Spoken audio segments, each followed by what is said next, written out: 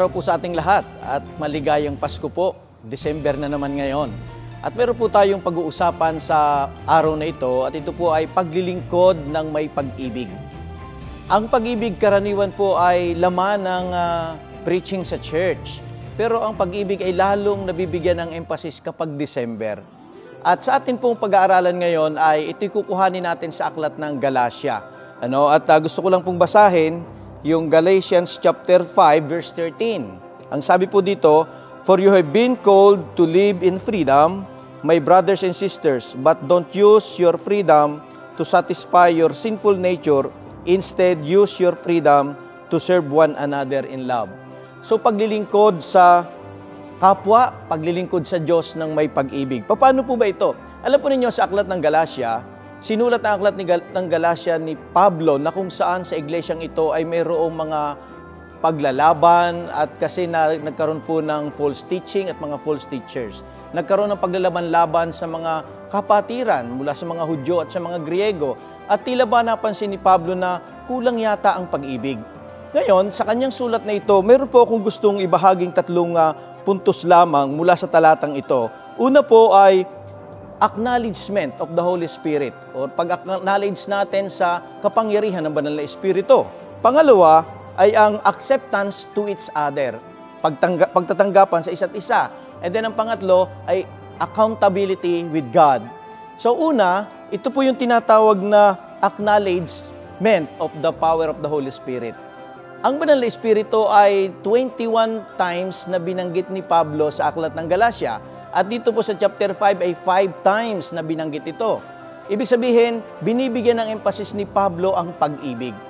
At ang Banal na Espiritu ay siya po ang gumagabay, siya yung nagdidikta sa atin upang makaibig tayo ng unconditional kind of love.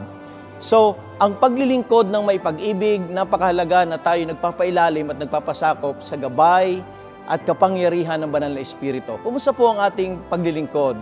Alam po niyo, pwedeng maglingkod na walang pag-ibig, pero hindi pwedeng umibig na walang paglilingkod.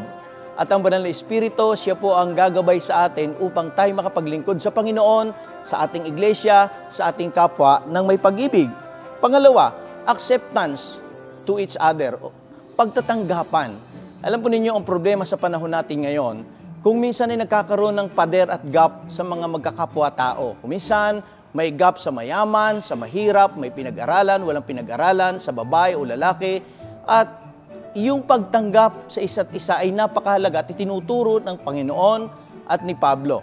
At ako po'y naniniwala na ang paglilingkod ng may pag-ibig ay magmumula yung kung paano mo tinatanggap ang tao na iyong pinaglilingkuran. So, napakahalaga po na ating tinatanggap ang tao, ating iginagalang at ating silang itinuturing na kapatid. Yun, ang paglilingkod ng may pag-ibig ay napakahalaga ng pagtanggap sa kapwa natin. Sino man sila. Pangatlo, accountability with God. Ang paglilingkod po ay panawagan ni Pablo sa lahat ng Kristiyano. At ang paglilingkod ay nagagawa natin sa Diyos kung ating paglilingkuran yung ating kapwa. Doon po sa nauna natin, napakahalaga na tayo magpailalim sa gabay ng Banal na Espiritu sa kanyang kapangyarihan. Pangalawa, tanggapin natin ang kapwa natin, ang kapatid natin sa Panginoon. Dito po sa pangatlong ito, yung accountable, lahat tayo ay accountable sa Diyos.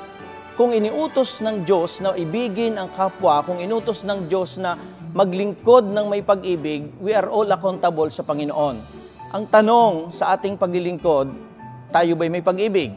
Alam po ninyo, sa Galatia ay napansin ni Pablo doon yung pagpapahalaga at laging pagbalik ng mga Hudyo sa rituals or sa law. At ang ginigit ngayon ni Pablo rito ay ang grace. So, para sa kanya, napakahalaga ng personal relationship sa Panginoon. At kapag tayo laging nasa law, kuminsan may tendency po na naglilingkod tayo bilang ritual na lang, nawawala na yung pag-ibig. So, sa akin pong pagtatapos, mga kaibigan, maglingkod po tayo ng may pag-ibig sa Diyos at sa ating kapwa. At mangyayari po ito at magagawa natin kung ating ina-acknowledge ang gabay at kapangyarihan ng Banal na Espiritu. Pangalawa, kung ating tinatanggap ang tao na ating pinaglilingkuran bilang ating kapatid. And then pangatlo, kung iniisip natin na tayo accountable sa Diyos sa paglilingkod sa mga taong ito at sa Kanya. Pagpalain po tayo ng Diyos at maligayang Pasko po sa ating lahat.